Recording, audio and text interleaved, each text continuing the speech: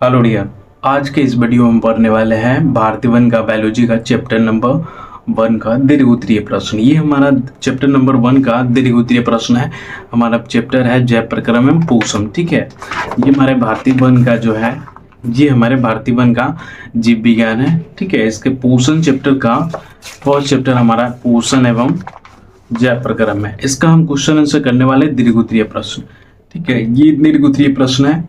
पहला जो हमारा प्रश्न बन रहा है, देखिए, पोषण किसे कहते हैं? पोषण किसे कहते हैं? जीवों में होने वाली विभिन्न पोषण की विधियों का उल्लेख करें। जीवों में होने वाली विभिन्न पोषण क्या है?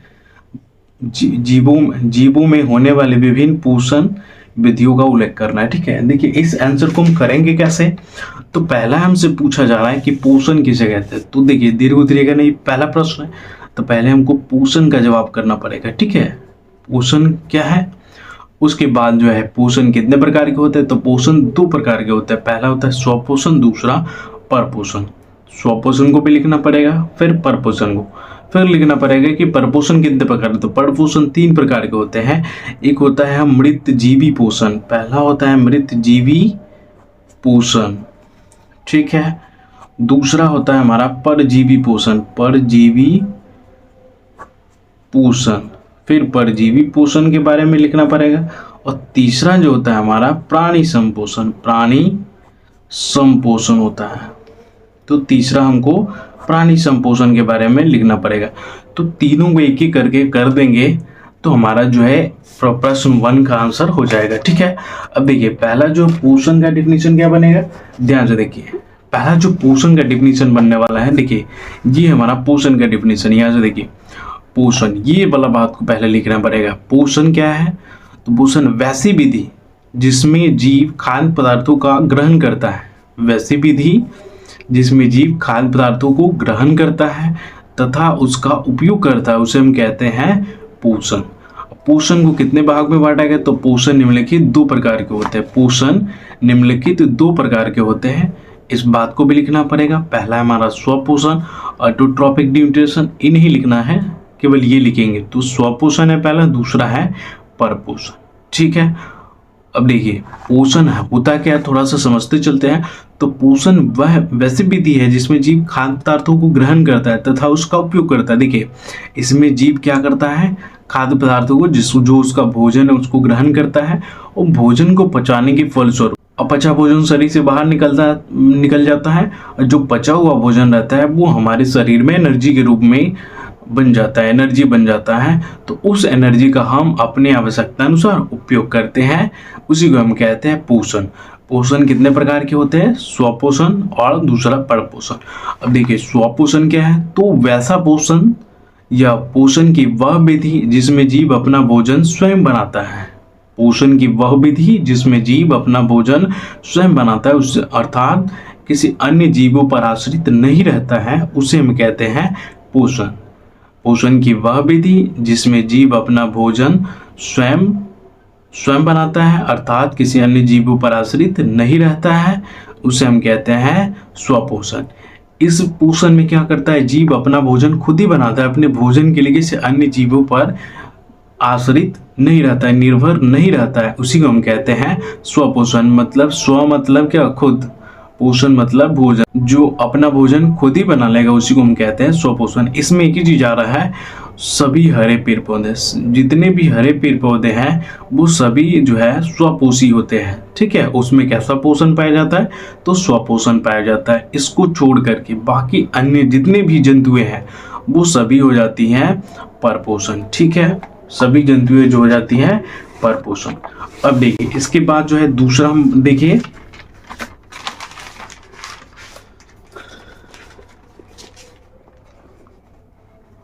अब लिखना पड़ेगा दूसरा परपोषण। तो परपोषण क्या है? तो पोषण की वह विधि जिसमें जीव अपना भोजन स्वयं न बनाकर किसी अन्य जीवों पर आश्रित रहता है। पोषण की वह विधि जिसमें जीव अपना भोजन स्वयं न बनाकर किसी अन्य जीवों पर आश्रित रहता है, उसे कहते हैं परपोषण। इसमें जीव जो है अपना भोजन खुद नहीं बनाता है, अपने भोजन के लिए किसी अन्य प्राणी पर आश्रित रहता है, निर्भर रहता है, उसी को हम कहते हैं परपोषण। जैसे मनुष्य देखिए अपना भोजन के लिए जो है किसी अन्य जीवों पर आश्रित रहता है। मनुष्य खाना तो खुद ही बनाता है, लेकिन भोजन के लिए किसी अन्य जीवों पर आश्रित रहता है।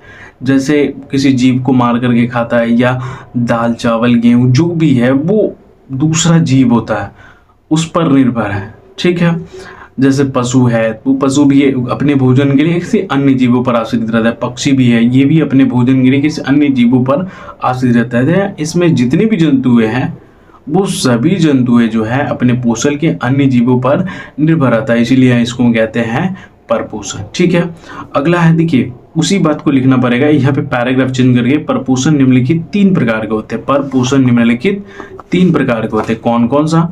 तो देखिए परपोषण जो है निम्नलिखित 3 प्रकार के। पहला मृतजीवी पोषण, दूसरा परजीवी पोषण, और तीसरा जो है प्राणी संपोषण।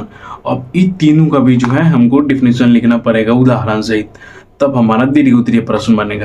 मृतजीवी पोषण, तो उसका आंसर क्या है? मृतजीवी पोषण है क्या?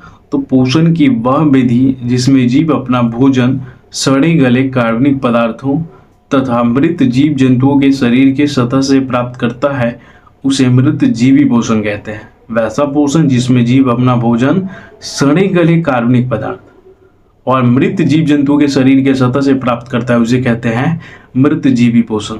सड़े गले पदार्थ कहने का मतलब जो भी पदार्थ हमारा जो अनावश्यक हो जाता है उसको हम फेंक देते हैं। तो पदार्थ क्या होता है? जहाँ पे जिस भूमि पर फेंक देते हैं वो कुछ टाइम के बाद सड़ने लगता है। ठीक है, या कोई जीव मर जाता है तो उसको हम बाहर फेंक देते हैं मिट्टी में, तो वो भी सड़ करके मिट्टी बनने लगता है। तो उसको सड़ाने का काम या मिट्टी बनाने का काम कौन करता है? तो ये मृतजीवी करता है, और इस मृतजीवी को उससे भोजन प्राप्त होता है। ऐसे पोषण वाले जीव को हम कहते हैं मृतजीवी पोषण, जो मृत जीव जंतुओं के शरीर से सड़े गले कार्बनिक पदार्थ से अपना भोजन प्राप्त कर रहे हैं, उसको हम कहते हैं मृतजीवी पोषण। जैसे देखिए गोबर छत्ता जो होता है कहाँ पे होता है? जहाँ पे कुछ चीजें सड़ती है, गोबर सड़ती है, उसी जगह पे होती है, इसीलिए इसका नाम गोबर छत्ता है। तो उस गोबर से, सड़े हुए गोबर से अपना भोजन प्राप्त करते हैं, इसीलिए हम इसको कहते हैं मृतजीवी है ये।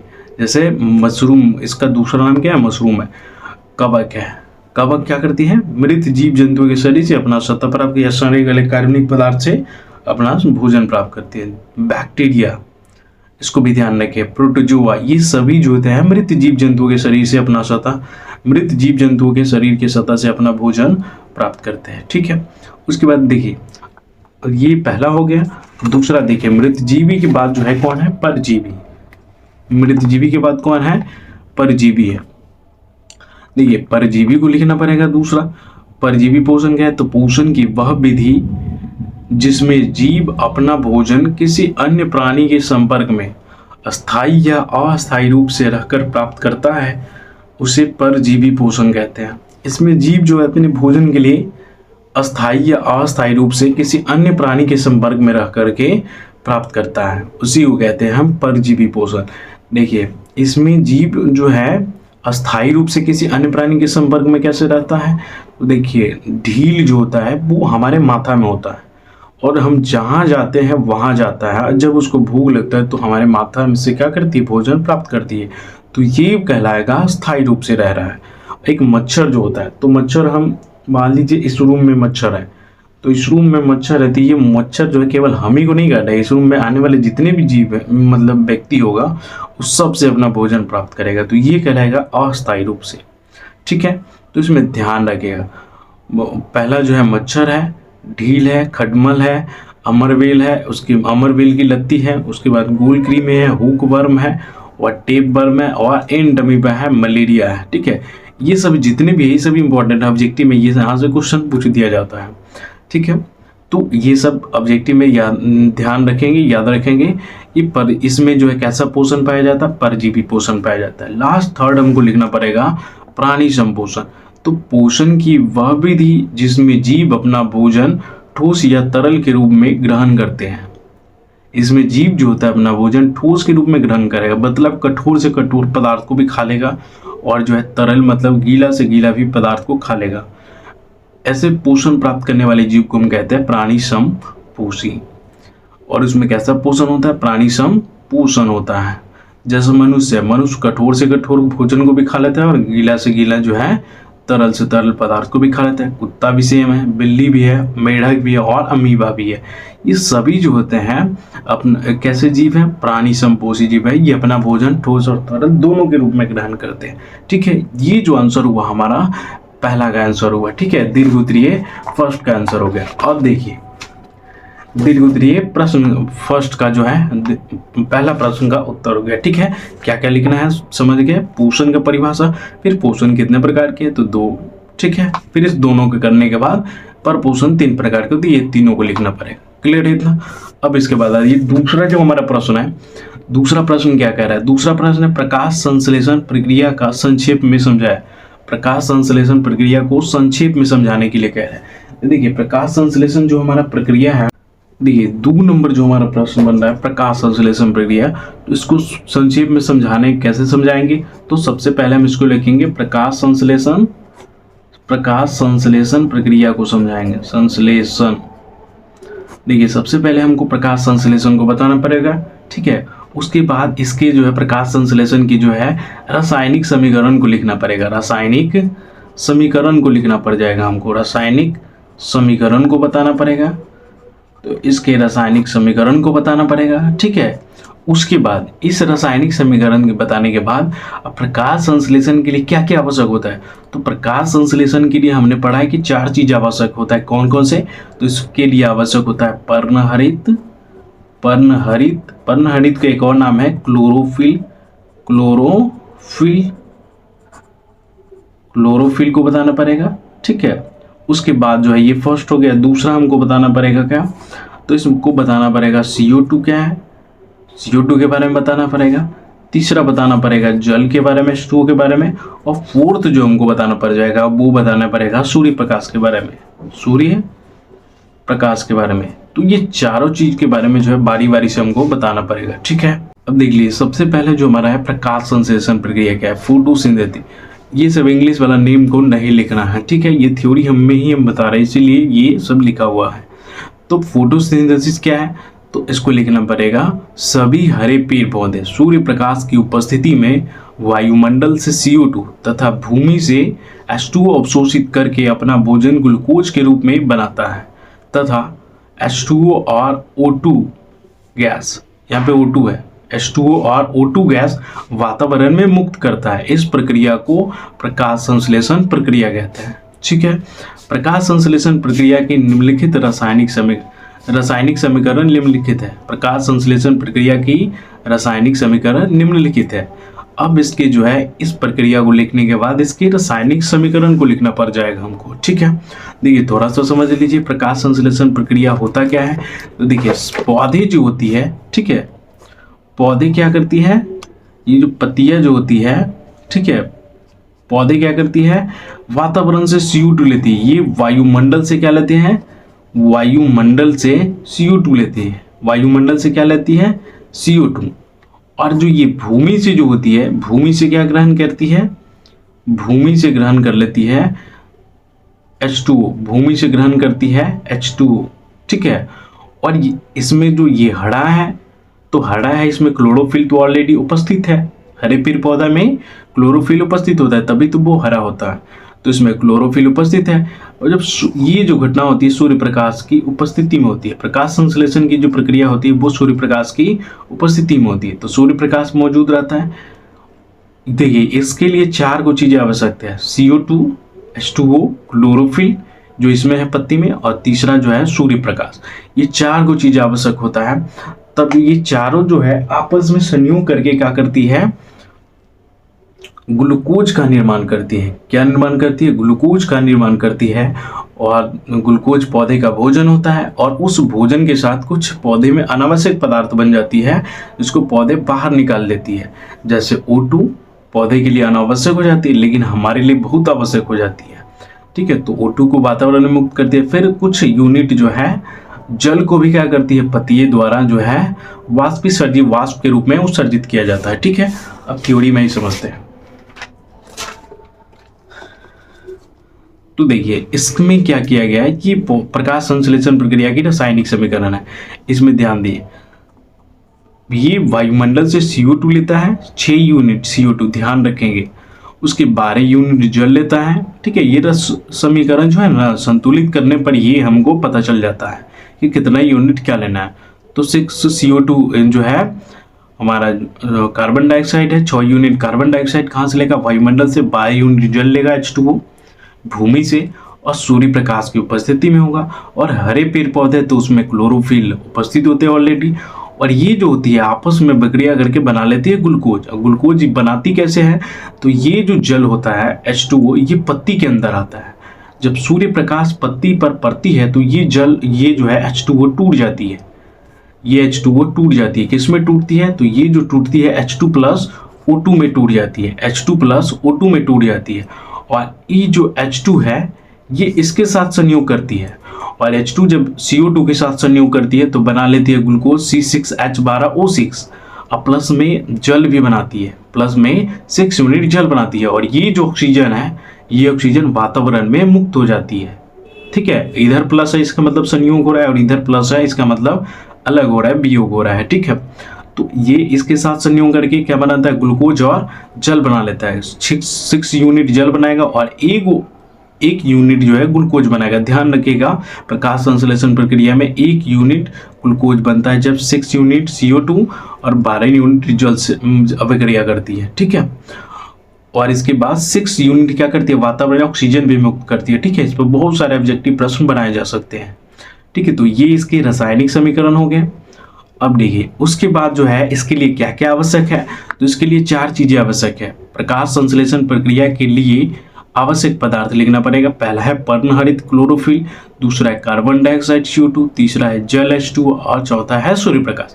अभी चारों के बारे में हम थोड़ा थोड़ा बात को लिख देंगे तो हमारा ये प्रश्न कंप्लीट हो जाएगा। देखिए जैसे पहला जो लिखे है पर्णहरित या क्लोरोफिल, तो क्लोरोफिल हरे रंग का वर्णक होता है। क्लोरोफिल हरे रंग का वर्णक होता है जो पौधे के पत्तियों तथा शीर्ष भाग में पाए जाते हैं, जो पौधे के पत्तियों तथा शीर्ष भाग में पाए जाते हैं। प्रकाश संश्लेषण प्रक्रिया के लिए क्लोरोफिल आवश्यक होता है। देखिए क्लोरोफिल जो होता है हरे रंग का क्या होता है, वर्णक होता है, जो पौधे के पत्तियों तथा शीर्ष भाग में पाए जाते हैं। और ये प्रकाश संश्लेषण प्रक्रिया के लिए क्या होती है, अति आवश्यक होती है। पत्तियों के क्लोरोप्लास्ट में क्या पाया जाता है, क्लोरोफिल वर्णक पाया जाता है। ठीक है, इतना लिख दें क्लोरोफिल वर्ण और पर्णहरित में। उसके बाद दूसरा जो हम लिखेंगे उसी में कार्बन डाइऑक्साइड के बारे में। पृथ्वी की वायुमंडल में CO2 की मात्रा 0.03% पाई जाती है।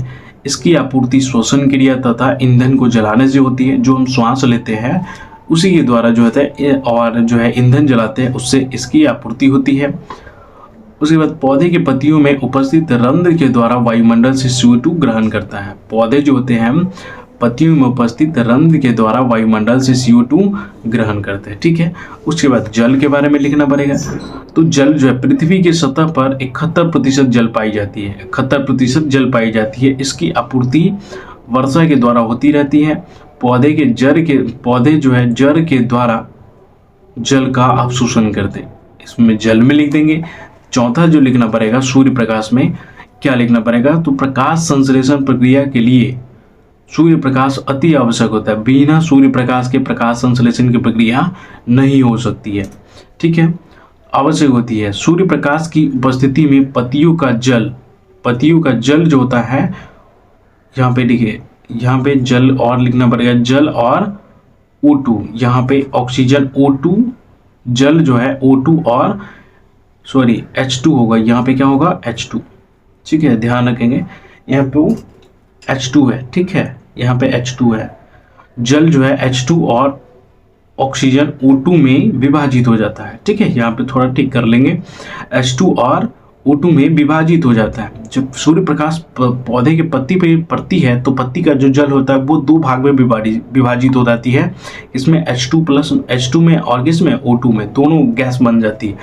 H2 जो है क्या करती है, CO2 के साथ संयोग करके ग्लूकोज बना लेती है और जल बनाती है, और O2 जो है वातावरण में मुक्त हो जाती है। तो यहाँ से देखिए विभाजित हो जाती है।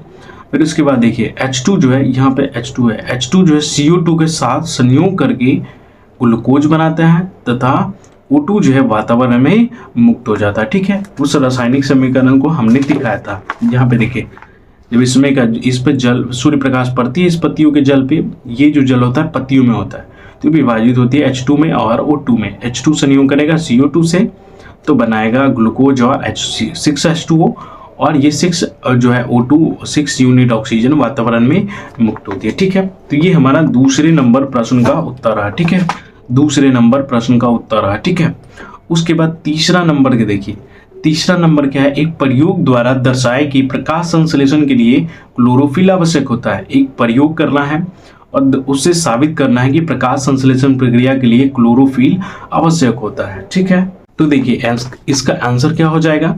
देखिए, प्रकाश संश्लेषण प्रक्रिया के लिए क्लोरोफिल आवश्यक होता है, एक प्रयोग द्वारा साबित करें। ठीक है, हमने क्या किया, एक प्रयोग किया है। ध्यान से देखिए, इस सबको याद करने के लिए हमको स्टेप बाय स्टेप करना पड़ता है। याद रखेंगे तो जल्दी से याद हो जाएगा। ठीक है, पहले चलिए हम याद देखते हैं कैसे याद करना है। प्रयोग क्या है, एक क्रोटोन या कोलियस की पहले चित्तीदार पत्ती को लिया जाता है। क्रोटोन या कोलियस की चित्तीदार पत्ती को लिया जाता है, इसके हरे चित्ती एवं सफ़ेद चित्ती को रेखांकित कर दिया जाता है। इसके बाद पत्ती को अल्कोहल वाले बीकर में रखकर उबाला जाता है। तो फिर इसके बाद उबाला जाता है। ठीक है, पत्ती को जो है अल्कोहल वाले में बीकर में रख कर के उबाला जाता है। फिर इसके बाद अल्कोहल वाले बीकर को वाटर बाथ में रखकर उबाला जाता है। फिर अल्कोहल वाले बीकर को वाटर बाथ में रखकर उबाला जाता है तो पत्ती रंगहीन हो जाती है। पत्ती रंगहीन हो जाती है। पत्ती को फिर इसके बाद पत्ती को पानी से अच्छी तरह धोकर पेट्री डिश में रख दिया जाता है। पेट्री डिश में रख दिया जाता है तो रख दिया जाता है। इसके बाद पत्ती के ऊपर आयोडीन की बूंद डाला जाता है तो पत्ती के सफ़ेद चित्ती वाले भाग में कोई परिवर्तन नहीं होता है, क्योंकि इस भाग में क्लोरोफिल अनुपस्थित था। जिसके कारण ना तो प्रकाश संश्लेषण की प्रक्रिया हुई और ना ही स्टार्च का निर्माण हुआ। जबकि हरे चित्ती वाले भाग जो है गाढ़े नीले रंग का हो जाता है। हरे चित्ती वाले भाग गाढ़े नीले रंग का हो जाता है। यहाँ से देखिए, क्योंकि इस भाग में क्लोरोफिल उपस्थित था, जिसके कारण प्रकाश संश्लेषण की प्रक्रिया हुई और स्टार्च का निर्माण हुआ। ठीक है, इतना लिखने के बाद हमारा जो है आंसर हो गया। फिर लास्ट में पैराग्राफ चेंज करके लिख देंगे, अतः इस प्रयोग से साबित होता है कि प्रकाश संश्लेषण प्रक्रिया के लिए क्लोरोफिल आवश्यक होता है। ठीक है, अब देखिए इसमें फिगर भी बनाना पड़ेगा। अब समझते चलते, देखिए इस प्रश्न को करने के लिए हमको स्टेप बाय स्टेप जो है ध्यान में रखना होगा। ठीक है, पहले इसको समझ लिए फिर हम याद कराते हैं।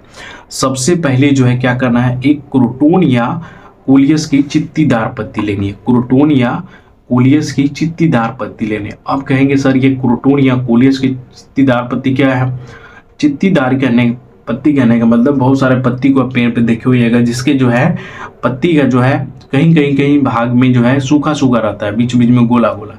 ठीक है, और बाकी पत्ता जो है हरा रहता है, उसी को हम कहते हैं चित्ती वाला पत्ता। ठीक है, इसमें पीपल के पत्ती में जो है ज़्यादा देखने को मिलता है, तो वैसे पत्ती को कहा जाता है चित्तीदार। क्रोटोन या कोलियस की क्यों ले रहा है, तो क्रोटोन या कोलियस की जो है चित्तीदार पत्ती में ये प्रयोग जो है स्पष्ट दिखाई देती है, इसीलिए हम इसमें क्या करते हैं, क्रोटोन या कोलियस की चित्तीदार पत्ती ले रहे हैं। ठीक है, तो क्रोटोन या कोलियस जो है एक पौधे हैं। ठीक है, इसकी पत्ती को हमने क्या करिए, सबसे पहले चित्तीदार पत्ती वाला को तोड़े और उसके सफ़ेद चित्ती वाला भाग जाओ उस सब को क्या कर दिए, गोला कर दिए, जहाँ जहाँ पे था उसको गोला कर दिए। ठीक है, पेन से। उसके बाद उस पत्ती को क्या किए, अल्कोहल वाले बीकर में रख करके उबाले। ये जो है इसमें क्या रखा गया, अल्कोहल वाले बीकर में रख करके इसको उबालेंगे थोड़ा देर। ठीक है, अब उबालने के बाद क्या करेंगे, इस पूरे बीकर को लेकर के, ठीक है, इस पूरे बीकर को लेकर के किस में रख देंगे, वाटर बाथ में। वाटर मतलब पानी, बाथ मतलब धोना। फिर जो है इस अल्कोहल वाले बीकर को देखिए, इस जो है वाटर बाथ में रख करके उबाला जा रहा है। अब इसमें कुछ देर उबालने के बाद क्या करेंगे, पत्ती तो उबालेंगे बहुत देर तक तो पत्ती रंगहीन हो जाएगी। अब रंगहीन हो जाएगी तो बीकर को क्या होंगे, ठंडा होने देंगे और पत्ती को जो है पानी से अच्छी तरह धो करके किस में रख देंगे, पेट्री डिश में। पेट्री डिश कहने का मतलब कटोरी में रख देंगे। और रखने के बाद क्या करेंगे, इसमें आयोडीन का बूंद डालेंगे। इसमें क्या करेंगे, आयोडीन का बूंद डालेंगे। तो आयोडीन का जब इसमें बूंद डालेंगे तो इसमें दो प्रकार की जो है प्रक्रिया होगी। एक देखिए इसमें चित्तीदार पत्ती था, तो जो सूखा बीच में भाग था उसमें तो क्लोरोफिल था ही नहीं, तो उसमें कोई परिवर्तन नहीं होगा। उसमें कोई परिवर्तन नहीं होगा। जो कैसा भाग था, चित्ती वाला भाग था, उसमें कोई परिवर्तन नहीं होगा, क्योंकि इसमें तो क्लोरोफिल था ही नहीं, और क्लोरोफिल नहीं था तो इसमें ना तो स्टार्च का निर्माण हुआ और ना ही जो है प्रकाश संश्लेषण की प्रक्रिया हुई। जबकि जो हरे चित्ती वाला भाग था तो उसमें क्लोरोफिल मौजूद था, जिसके कारण उसमें जो है स्टार्च का निर्माण, स्टार्च जो है पौधे का भोजन होता है, इसमें स्टार्च का निर्माण हुआ और जो है प्रकाश संश्लेषण की प्रक्रिया हुई। तो ये किस रंग का हो जाता है, ये गाढ़े नीले रंग का हो जाता है। ये किस रंग का होगा, गाढ़े नीले रंग का हो जाता है। ठीक है, तो इस प्रकार से जो है हमको फिगर को भी बनाना पड़ेगा स्टेप बाय स्टेप। ठीक है, पहला फिगर हमको क्या बनाना पड़ेगा, तो पहला हमारा ये फिगर बनाना पड़ जाएगा। ठीक है, इस दोनों फिगर को, फिर उसके बाद हमको इस वाला फिगर को बनाना पड़ेगा। ठीक है, फिर उसके बाद हमको इस वाला फिगर को बनाना पड़ जाएगा। ठीक है, अब थोड़ा सा समझ लीजिए कि इसमें क्या क्या कैसे इसको याद रखेंगे। ठीक है, तो देखिए इसको स्टेप बाय स्टेप हम याद रखेंगे। देखिए इसमें पहला जो है क्या काम करना है, एक क्रोटोन या कोलियस की चित्तीदार पत्ती ले लिए। क्रोटोन या कोलियस एक प्लांट का नाम है। क्रोटोन या कोलियस की जो है चित्तीदार पत्ती लेनी है, चित्तीदार पत्ती को लेनी है। ठीक है, अब इस चित्तीदार पत्ती को जो है क्या करना है, हरे चित्ती और सफेद चित्ती को रेखांकित करना है। ठीक है, पहला ध्यान रखिए, एक क्रोटोन या कोलियस की चित्तीदार पत्ती को लेंगे, ऐसे ही लिख करके याद रखेंगे स्टेप बाय स्टेप। क्रोटोन या कोलियस की चित्तीदार पत्ती को लेंगे, जिसके हरी चित्ती एवं सफेद चित्ती को रेखांकित कर देंगे। दूसरा काम करें, रेखांकित करने के बाद उसको जो है अल्कोहल वाले बीकर में रख करके उबालेंगे। अल्कोहल वाले बीकर में रख करके उसको उबालेंगे। ठीक है, उसके बाद तीसरा जो है उबालने के बाद उसको क्या करेंगे, वाटर बाथ में रख करके उबालेंगे। वाटर बाथ, इस अल्कोहल वाले बीकर को वाटर बाथ में रख करके उबालेंगे। अब कुछ देर तक उबालने के बाद पत्ती क्या हो जाएगी, रंगहीन हो जाएगी। तो बीकर को ठंडा होने देंगे और फोर्थ नंबर क्या करेंगे, पत्ती को जो है पानी से अच्छी तरह धोकर, धो करके पेट्री डिश में रख देंगे। किस में रख देंगे, पेट्री डिश मतलब कटोरी में रख देंगे, पेट्री डिश में रख देंगे। ठीक है, पेट्री डिश में रखने के बाद जो है फिफ्थ हम करेंगे, उस पर आयोडीन का बूंद रखेंगे। पत्ती के ऊपर क्या करेंगे, आयोडीन का बूंद रखेंगे। पत्ती के ऊपर आयोडीन का बूंद रखना पड़ेगा, आयोडीन का बूंद रखना पड़ेगा। ठीक है, आयोडीन का बूंद रखने पर दो प्रकार की प्रक्रिया होगी। अब ध्यान रखिएगा, छठा जो है देखिए, एक क्या होगी, एक जो चित्ती वाला भाग था सो, ठीक है, और एक बिना चित्ती वाला हरा वाला भाग था। ठीक है, दो प्रकार की प्रक्रिया होगी। एक जो चित्ती वाला भाग था उसमें तो क्लोरोफिल था ही नहीं, तो क्लोरोफिल नहीं था तो उसमें ना प्रकाश संश्लेषण की प्रक्रिया हुई, ना ही स्टार्च का निर्माण हुआ। लेकिन जो हरा वाला भाग था उसमें क्लोरोफिल उपस्थित था, क्लोरोफिल था तभी तो ये हरा था। तो क्लोरोफिल उपस्थित था, जिसके कारण इसमें प्रकाश संश्लेषण की प्रक्रिया भी हुई और स्टार्च का निर्माण हुआ। तो ये जो होता है हरा वाला भाग किस रंग का होता है, ये गाढ़े नीले रंग में बदल जाता है, गाढ़े नीले रंग में बदल जाता है, नीले रंग में बदल जाता है। ठीक है, क्योंकि इस भाग में स्टार्च का निर्माण हुआ था, क्योंकि इस भाग में प्रकाश संश्लेषण की प्रक्रिया हुई थी, जिसके कारण ये गाढ़े नीले रंग का हो जाता है। ठीक है, तो इस प्रकार से जो है हम पॉइंट बना करके लिखेंगे तो बहुत जल्दी जो इतने बारे प्रश्न जो है याद हो जाएंगे। ठीक है, इस प्रश्न में थोड़ा सा भाषा चेंज भी हो जाएगा इधर उधर, तो इससे कोई दिक्कत नहीं है। ठीक है, बस ये चीजें जो प्रयोग है वो एग्जैक्टली सेम होनी चाहिए स्टेप बाय स्टेप। क्लियर है इतना। अब देखिए इसके बाद हमारा जो प्रश्न है वो फोर्थ नंबर प्रश्न है। फोर्थ नंबर जो हमारा प्रश्न है, कह रहा है प्रकाश संश्लेषण प्रक्रिया के लिए CO2 आवश्यक है, इसे साबित करने के लिए एक प्रयोग का वर्णन करें। प्रकाश संश्लेषण के लिए CO2 आवश्यक है, इसे साबित करने के लिए एक प्रयोग का वर्णन करना है। ठीक है, इसी तरह से जो है जैसे पीछे इस प्रश्न को हम बनाए उसी तरह से इस प्रश्न को भी जो है एक प्रयोग के द्वारा बनाना पड़ेगा। ठीक है, तो इसमें क्या कह रहा है कि प्रकाश संश्लेषण प्रक्रिया के लिए CO2 आवश्यक होता है, क्यों, एक प्रयोग द्वारा साबित करें। तो प्रयोग क्या है, सबसे पहले देखते हैं जल्दी। सबसे पहले एक लंबी पत्ती वाले पौधों को लिया जाता है, सबसे पहले एक लंबी पत्ती वाले पौधों को लिया जाता है जो गमले में लगा हो, उसे 2 से 3 दिन तक अंधेरे में रख दिया जाता है। 2 से 3 दिन तक अंधेरे में रखा जाता है ताकि उसमें प्रकाश संश्लेषण की प्रक्रिया न हो और ना ही स्टार्च का निर्माण हो। ताकि ना तो उसमें प्रकाश संश्लेषण की प्रक्रिया और ना ही स्टार्च का निर्माण हो। स्टार्च जो होता है भोजन होता है, ठीक है, स्टार्च का निर्माण हो। इसके बाद एक चौड़े मुंह का बोतल लेना है। इसके बाद एक चौड़े मुंह का बोतल में थोड़ा सा कास्टिक पोटाश रख देना है। कास्टिक पोटाश का सूत्र KOH होता है। कास्टिक पोटाश रख दिया जाता है। इसके बाद बोतल के ऊपरी बोतल के कॉर्क, इसके बाद बोतल के कॉर्क मतलब ढक्कन को बीचों बीच काट कर पत्ती को इस प्रकार व्यवस्थित किया जाता है कि पत्ती का आधा भाग बोतल के अंदर हो तथा आधा भाग बोतल के बाहर हो। आधा भाग बोतल के अंदर हो तथा आधा भाग बोतल के बाहर हो। इसके बाद इस संपूर्ण प्रक्रिया को जो है 3 से 4 घंटा के लिए सूर्य प्रकाश में छोड़ देते हैं। इस संपूर्ण प्रक्रिया को 3 से 4 घंटा के लिए सूर्य प्रकाश में छोड़ देते हैं। छोड़ दिया जाता है। इसके बाद पत्ती को जो है छोड़ देने के बाद क्या किया जाता है, इसके बाद पत्ती को तोड़ करके अल्कोहल वाले बीकर में उबाला जाता है।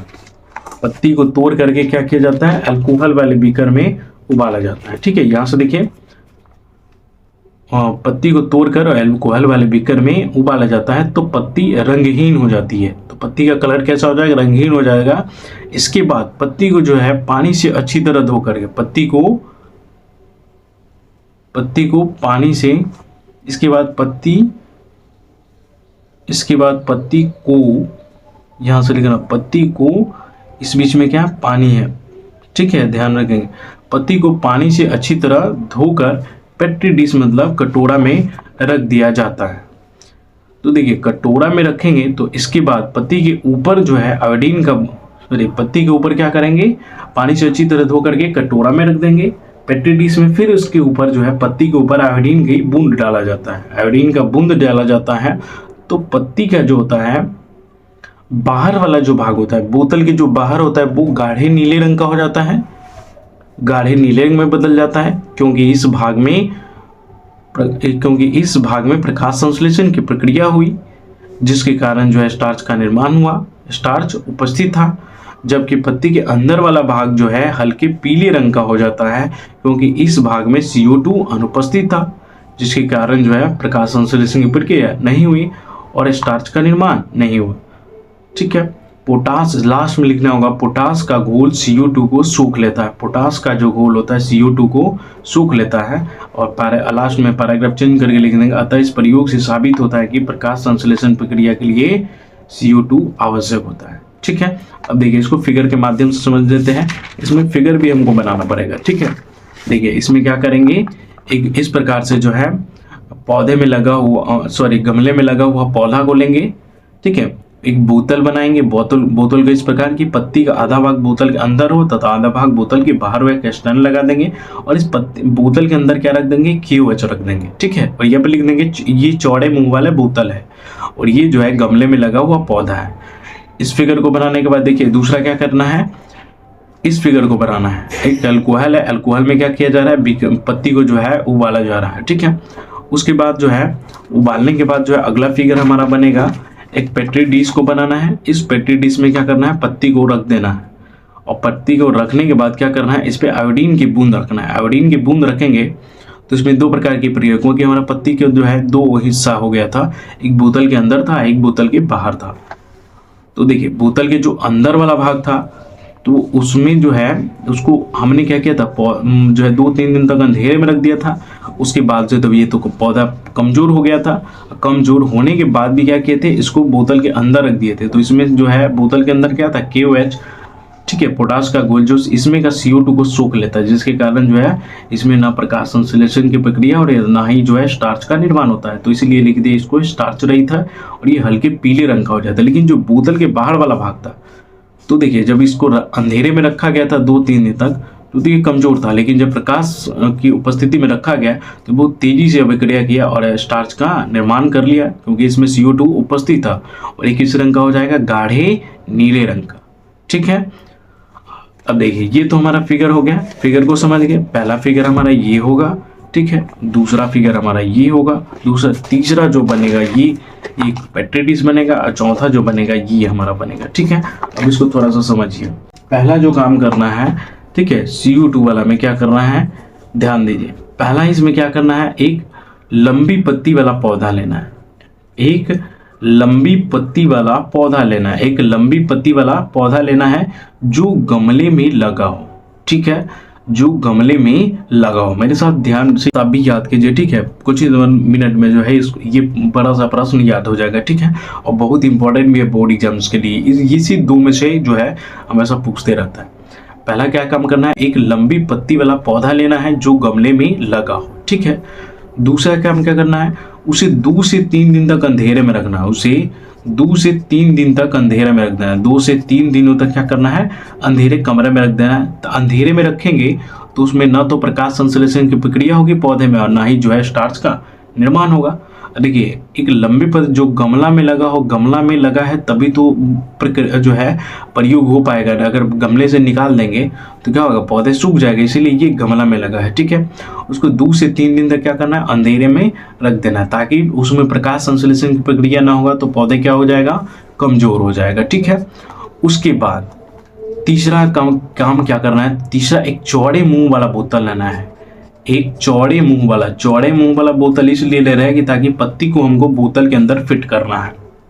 चौड़े मुंह वाले बोतल को लेना है, चौड़े मुंह वाले बोतल को लेना है, ठीक है, बोतल को लेना है और बोतल को लेना है। और बोतल के कॉर्ड कहते हैं हम किसको, ढक्कन को इसे बीचों बीच काटना है इस प्रकार से, ठीक है। और बीचों बीच काट करके पत्ती को इस प्रकार इसमें व्यवस्थित करना है कि पत्ती का आधा भाग बोतल के अंदर हो और आधा भाग बोतल के बाहर हो, ठीक है। इस बात को ध्यान में रखेंगे। तीसरा काम क्या करना है, एक चौड़े मुंह वाला बोतल लेना है और बोतल के कॉर्ड को बीचों बीच काट कर पत्ती को इस प्रकार व्यवस्थित करना है कि पत्ती का आधा भाग बोतल के अंदर हो तथा आधा भाग बोतल के बाहर हुई। तीसरा पॉइंट है हमारा। चौथा क्या करना है, इस संपूर्ण प्रक्रिया को ठीक है 3 से 4 घंटा के लिए सूर्य प्रकाश में छोड़ देंगे। सूर्य प्रकाश में छोड़ दिया जाता है, ठीक है, सूर्य प्रकाश में इसको छोड़ देंगे। और सूर्य प्रकाश में छोड़ने के बाद क्या करेंगे, फिफ्थ जो है पत्ती को तोड़ करके, पत्ती को क्या करेंगे, पत्ती को तोड़कर, ठीक है, पत्ती को क्या करेंगे, तोड़ करके उसको अल्कोहल वाले बीकर में उबालेंगे। किस में उबालेंगे, पत्ती को तोड़कर अल्कोहल वाले बीकर में उबालेंगे। अल्कोहल वाले बीकर में उबालेंगे तो पत्ती जो है, पत्ती क्या हो जाएगी, रंगहीन हो जाएगी, पत्ती का कलर जो है झड़ जाएगा और पत्ती रंगहीन हो जाएगी। छठा क्या करना है, पत्ती को जो है पानी से अच्छी तरह धो करके पेट्री डिश में रख देना। पत्ती को पानी से अच्छी तरह धोकर, पानी से अच्छी तरह धो करके किस में रख देंगे, पेट्री डिश में रखेंगे। पेट्री डिश कहने का मतलब वही कटोरी में रख देंगे। उसमें रखने के बाद क्या होगा, उसमें 2 प्रकार की प्रक्रिया होगी। जो पत्ती के बाहर वाला भाग था, 7वां नंबर पॉइंट याद करेंगे, जो पत्ती के बाहर वाला भाग था, ठीक है, जो बाहर था, बाहर वाला भाग जो था उसमें क्या था, वो CO2 उपस्थित था, जिसके कारण उसमें प्रकाश संश्लेषण की प्रक्रिया हुई और उसमें स्टार्च का निर्माण हुआ। किस रंग का हो गया, यू बाहर वाला जो है गाढ़े नीले रंग का हो गया, ध्यान में रखेंगे। और जो बोतल के अंदर था, पत्ती का वो भाग जो बोतल के अंदर था वो हल्के पीले रंग का हो जाता है, ठीक है, कैसा हो जाता है, हल्के पीले रंग का हो जाता है, क्योंकि जब हम पौधे को कहाँ रख दिए थे, कमरे में, बंद कमरे में, ठीक है, 2-3 दिन तक, तो उसमें प्रकाश संश्लेषण की प्रक्रिया नहीं हुई, तो उसमें स्टार्च का निर्माण नहीं हुआ। किस लिए, क्योंकि उसमें CO2 अनुपस्थित है और CO2 को सोखने का काम कौन करता है, तो KOH जो होता है ना, वो CO2 को क्या कर लिया, सोख लिया। तो इसमें CO2 की क्या होगी, कमी होगी, अभाव हो गया, CO2 अनुपस्थित हो गया, ठीक है, जिसके कारण ये हल्के पीले रंग का हो जाता है। और लास्ट में लिख देंगे क्या, अतः इस प्रयोग से साबित होता है कि प्रकाश संश्लेषण प्रक्रिया के लिए CO2 आवश्यक होता है। तो इस प्रकार से अगर हम स्टेप बाय स्टेप आप पूरा बात को लिखेंगे, स्टेप बाय स्टेप अगर याद करेंगे तो ये जल्दी से याद हो जाती है, ठीक है। उसके बाद देखिए अगला जो हमारा प्रश्न है 5वां नंबर, वो क्या है, अमीबा का भोजन क्या है। 5वां नंबर जो हमारा प्रश्न है, अमीबा का भोजन क्या है, अमीबा में पोषण का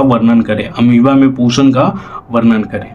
ये प्रश्न जो है बहुत इंपॉर्टेंट है। ये जो है 2021 में पूछा गया प्रश्न है, 2021 में ये पूछा गया प्रश्न है।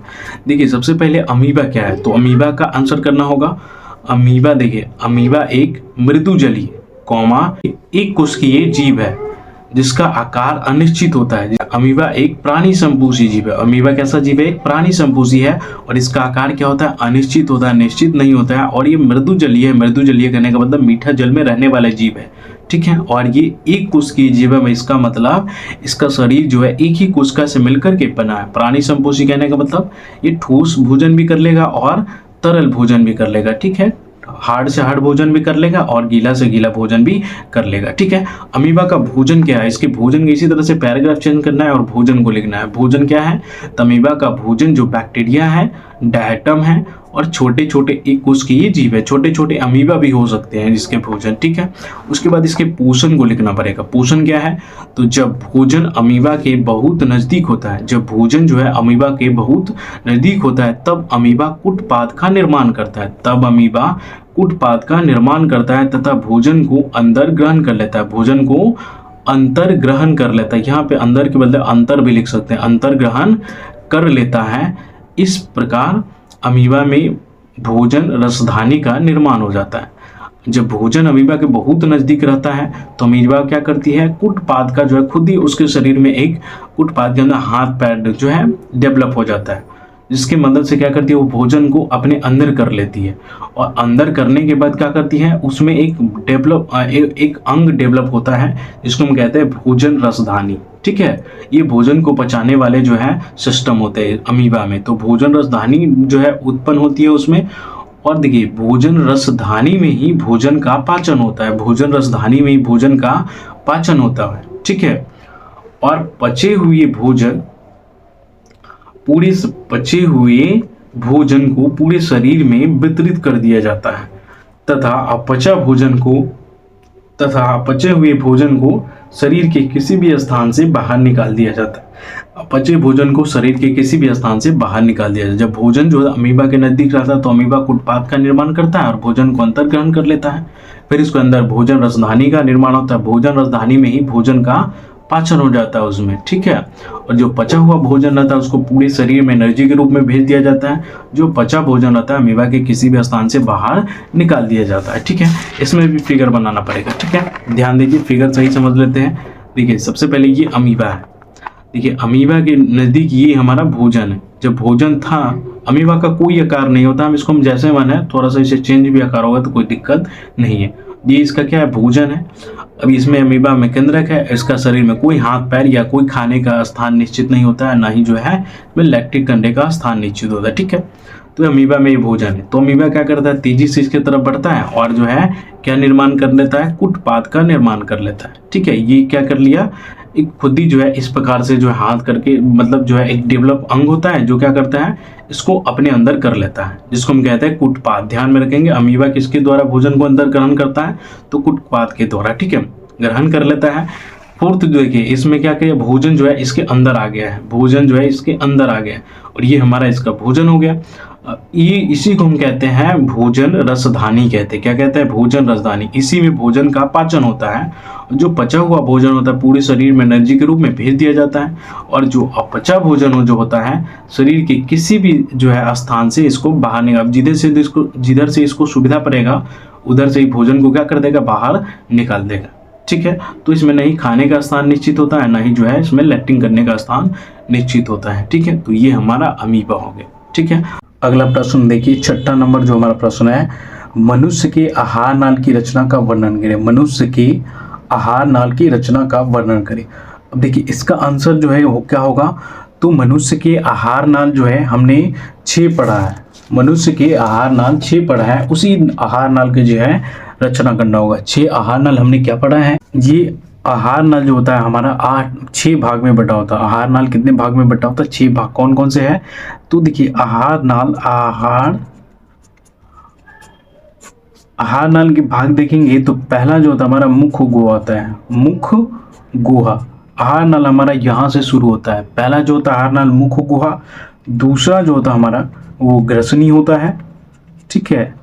और तीसरा जो होता है हमारा ग्रास नली होता है, ग्रास नली होता है, और इसके बाद चौथा जो होता है हमारा अमाशय होता है, अमाशय होता है, ठीक है। पांचवा जो होता है हमारा छोटी आंत होता है, पांचवा छोटी आंत होता है, ठीक है। और छठा जो होता है वो बड़ी आंत होता है, छठा जो हमारा हो जाता है वो बड़ी आंत होता है, छठा हमारा बड़ी आंत हो जाता है, ठीक है। छठा हमारा जो है बड़ी आंत होता है। ये 6 गो जो है आहार नाल का मुख्य भाग है, ठीक है। हमारा भोजन यहाँ से जो है पचना शुरू होता है और यहाँ पर जाकर के पूरी तरह से जो है पच जाता है। तो ये 6 आहार नाल का पार्ट है, इसी के बारे में हमको डिटेल से लिखना होगा, ठीक है। इसको हम लिखेंगे कैसे, तो ये सब जितने भी बात हमने पढ़ा है इसको समराइज करके जो है शॉर्ट रूप में लिखना पड़ेगा। कम से कम लगभग आधा पेज से अधिक होना चाहिए, एक पेज से थोड़ा कम होना चाहिए, ठीक है। तो चलिए हम देखते हैं कैसे लिखे हैं। हमारा क्वेश्चन नंबर जो है 6 नंबर है, ठीक है। मनुष्य के आहार नाल की रचना का वर्णन करें। अब देखिए भी हमने क्या किया, एक आंसर लिखा है, उसको समराइज करके देखिए। ये 6ठा नंबर हमारा क्वेश्चन था। देखिए मनुष्य की आहार नाल की रचना का वर्णन करें। हमारा ये प्रश्न है, मनुष्य की आहार नाल मुख गुहा, ग्रसनी, ग्रासनली, अमाशय, छोटी आंत तथा बड़ी आंत से मिलकर बना होता है। मनुष्य के मुख गुहा में 3 जोड़ी लार ग्रंथि पाई जाती है। मनुष्य के मुख गुहा में 3 जोड़ी लार ग्रंथि पाई जाती है, जो पैरोटिड, सबमैंडिबुलर लार ग्रंथि तथा सबलिंगुअल लार ग्रंथि है। मुख गुहा के पिछला भाग को ग्रसनी कहते हैं। मुख गुहा के पिछला भाग को ग्रसनी कहते हैं। ग्रसनी में 2 छिद्र होते हैं, निगल द्वार तथा कंठ द्वार। निगल द्वार नीचे की ओर ग्रास नली में खुलती है तथा कंठ द्वार जो यहाँ पे जो है लिखा हुआ है कंठ द्वार, कंठ द्वार ऊपर की ओर, कंठ द्वार जो है ऊपर की ओर कहाँ खुलती है, श्वास नली में खुलती है। उसके बाद ग्रास नली नीचे की ओर अमाशय में खुलता है। ग्रास नली जो होता है कहाँ खुलता है, नीचे की ओर अमाशय में खुलता है। अमाशय जो होता है एक चौड़ी थैली जैसी रचना होती है। अमाशय 3 भागों में बटा होता है। कौन कौन से भाग है, तो पहला है इसका कार्डियक, फुंडिक तथा पाइलोरिक। अमाशय की आंतरिक दीवार स्तंभाकार एपिथेलियम उत्तक का बना होता है। अमाशय की आंतरिक दीवार स्तंभाकार एपिथेलियम उत्तक का बना होता है, जो जगह जगह पर धसा जो है अंदर की ओर धसा रहता है, जिसे हम जठर ग्रंथि कहते हैं। जिसके क्या कहते हैं, जिसे हम जठर ग्रंथि कहते हैं, जिसे जठर ग्रंथि का निर्माण होता है। अमाशय का पाइलोरिक भाग जो होता है, हमारा अमाशय 3 भाग में बटा होता है। उसका लास्ट वाला जो भाग कौन है, पाइलोरिक भाग नीचे की ओर छोटी आंत में खुलती है। किसमें खुलती है, छोटी आंत से जुड़ी रहती है। छोटी आंत की लंबाई जो होती है 6 मीटर होती है और चौड़ाई जो होती है वो 2.5 सेंटीमीटर होती है। छोटी आंत 3 भागों में बटा होता है। छोटी आंत जो है 3 भागों में बटा होता है। कौन कौन से है, तो छोटी आंत जो है 3 भाग में बटा होता है। पहला है ग्रहणी, जेजुनम और इलियम। ये 3 को जो है छोटी आंत के भाग। यकृत जो होता है, यकृत जो है ये ग्रंथि है, यकृत और अमाशय ये हमारे जो है आहार नाल की सबसे मुख्य ग्रंथि है। जो यकृत जो जुड़ी रहती है मूल पित्तवाहिनी से, ठीक है। यहाँ पर हम लिख देंगे क्रमशः, क्या लिख देंगे, क्रमशः मूल पित्तवाहिनी। और किससे जुड़ी रहती है, तो जो है और जो है अग्नाशय जो जुड़ी रहती है, अग्नाशय वाहिनी, वाहिनी कहने के बदले ये नलिका है, नलिका से जुड़ी होती है। उसके बाद छोटी आंत नीचे की ओर बड़ी आंत में खुलती है। छोटी आंत हमारा नीचे की ओर बड़ी आंत में खुलती है और बड़ी आंत 2 भागों में बटा होता है, कोलन तथा मलाशय। कोलन तथा मलाशय, ठीक है। मलाशय में जो होता है, इसको मलाशय के एक और नाम है रेक्टम, इसमें हमारा जो है पचा भोजन संचित रहता है। तो इन सभी बातों को हम ऐसे लिख देंगे तो हमारा एक भी नंबर नहीं कटेगा, ठीक है। इसमें थोड़ा सा भाषा चेंज भी होगा तो कोई दिक्कत नहीं। ये जो है हमारे आहार नाल जो हमने बताया है 6, इसकी जो है रचना है, शॉर्ट रूप में हमने इस सभी को समझाया है, ठीक है। तो इस प्रकार से आपको लिखना पड़ेगा क्वेश्चन नंबर 6 का आंसर। उसके बाद क्वेश्चन नंबर जो हमारा है 7, मुख के आहार नाल में पाचन की क्रिया का वर्णन करें। मनुष्य के आहार नाल में पाचन की क्रिया करें। 7वां जो हमारा प्रश्न है, मनुष्य के आहार नाल में पाचन की क्रिया का वर्णन करना है, ठीक है। पाचन जो है आहार नाल में कैसे होता है इसका वर्णन करना है। तो इन सभी बातों को भी जो है हम समराइज करके लिखने वाले हैं, ठीक है। तो कैसे लिखें हम देखते हैं। ये हमारा क्वेश्चन नंबर 7 है। अब देखिए क्वेश्चन नंबर 7 का जो आंसर है कुछ इस प्रकार से लिखना है हमको। क्वेश्चन नंबर 7 का जो आंसर, क्वेश्चन नंबर 7 का जो आंसर है ये कुछ इस प्रकार से हमको लिखना पड़ेगा, ठीक है। ये इसका क्या है, उत्तर है, ठीक है। चलिए देखते हैं तो कैसे लिखेंगे। मुख गुहा में लार की उपस्थिति में भोजन का पाचन होता है। मुख गुहा में लार की उपस्थिति में भोजन का पाचन होता है तथा पचा हुआ भोजन निगल द्वार, ये क्या है, निगल द्वार के द्वारा ग्रास नली में पहुंचती है। निगल द्वार के द्वारा ग्रास नली में पहुंचता है। ग्रास नली के दीवार में होने वाले क्रमाकुंचन के द्वारा भोजन धीरे धीरे नीचे की ओर खिसकता है और अमाशय में पहुंचता है। कहाँ पहुंच जाता है, क्रमाकुंचन के द्वारा ग्रास नली से जो है भोजन पहुंच जाता है अमाशय में। कहाँ पहुंच जाता है, अमाशय में। अमाशय में जठर रस द्वारा भोजन का पाचन होता है। अमाशय में पहले से क्या रहता है, उसमें जठर रस रहता है। तो अमाशय में भोजन का पाचन जठर रस के द्वारा होता है। जठर रस में पाए जाने वाले जो होता है हाइड्रोक्लोरिक अम्ल होता है। जठर रस में हाइड्रोक्लोरिक अम्ल के द्वारा निष्क्रिय पेप्सिनोजेन सक्रिय पेप्सिन में बदल जाता है। जो है अमाशय में हाइड्रोक्लोरिक अम्ल क्या करते हैं, निष्क्रिय पेप्सिनोजेन को सक्रिय पेप्सिन में बदल देता है। फिर ये पेप्सिन जो है भोजन के प्रोटीन पर कार्य करके उसे पेप्टोन में बदलता है। HCl भोजन के साथ आने वाले बैक्टीरिया को नष्ट करता है, जो है भोजन को नष्ट करता है। उसके बाद जो है उसमें एक और भी जो है एंजाइम पाया जाता है। कौन सा एंजाइम है, तो ये गैस्ट्रिक लाइपेज एंजाइम है। गैस्ट्रिक लाइपेज एंजाइम भोजन की वसा को वसा अम्ल तथा ग्लिसरॉल में परिवर्तित करता है। इस प्रकार अमाशय में भोजन का स्वरूप जो होता है, भोजन जो है गाढ़े लेई की तरह हो जाता है, जिसे हम काइम कहते हैं, जिसे हम क्या कहते हैं, काइम कहते हैं। काइम अमाशय के पाइलोरिक छिद्र द्वारा छोटी आंत में पहुंचता है। काइम जो होता है, जो गाढ़े लेई की तरह हो जाता है, वो अमाशय के पाइलोरिक छिद्र द्वारा छोटी आंत में पहुंचता है। छोटी आंत में पीत अग्नाशय रस तथा आंत रस के द्वारा भोजन जो है पूर्ण रूप से पचता है। भोजन का पूर्ण रूप से पाचन होता है तथा पचे हुए भोजन का पूर्ण रूप से अवशोषण भी होता है। छोटी आंत में ही भोजन का पूर्ण रूप से अवशोषण होता है। अपचा भोजन बड़ी आंत में पहुंचता है और मलाशय के एक और नाम है रेक्टम में संचित रहता है, जिसे समय समय पर मल द्वार के रास्ते शरीर से बाहर निकाला जाता है। ठीक है, देखिए थोड़ा इस सभी बातों को थोड़ा समझ ले। सबसे पहले देखिए भोजन जो होता है हमारे मुख गुहा में क्या होती है, मुख गुहा में हमारा दांत होता है। ठीक है, क्या होता है, दांत होता है।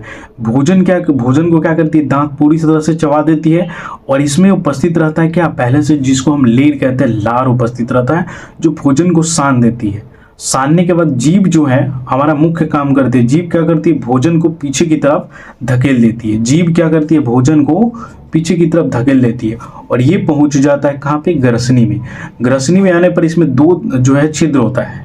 एक जो है निगल द्वार होता है, कौन सा, निगल द्वार, ठीक है, और दूसरा जो होता है इसमें कंठ द्वार होता है, कंठ द्वार।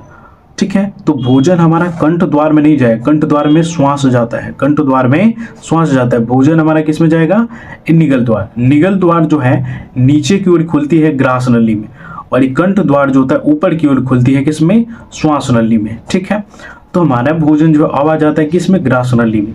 ग्रास नली में जब भोजन आती है तो ग्रास नली में हमारा भोजन जो होता है क्रमाकुंचन के द्वारा, मतलब भोजन हमारा सकुचन और शीतलन के द्वारा जो है नीचे की तरफ बढ़ता है और पहुंच जाता है किसमें, अमाशय में। इसमें संकुचन या शीतलन के द्वारा इसलिए आता है ताकि जो है भोजन जो है डायरेक्टली, क्योंकि ग्रास नली जो होती है हमारी थोड़ी लंबी नली होती है और इसमें जो है भोजन रखेंगे तो नीचे की तरफ जो है गिरेगा तो इसमें अमाशय में चोट लगेगा। इसलिए जो है इसमें कैसे आती है भोजन, क्रमाकुंचन के द्वारा। क्रमाकुंचन किसको कहते हैं, तो ग्रास नली की दीवार में होने वाली संकुचन तथा शीतलन की क्रिया को जो है हम कहते हैं क्रमाकुंचन।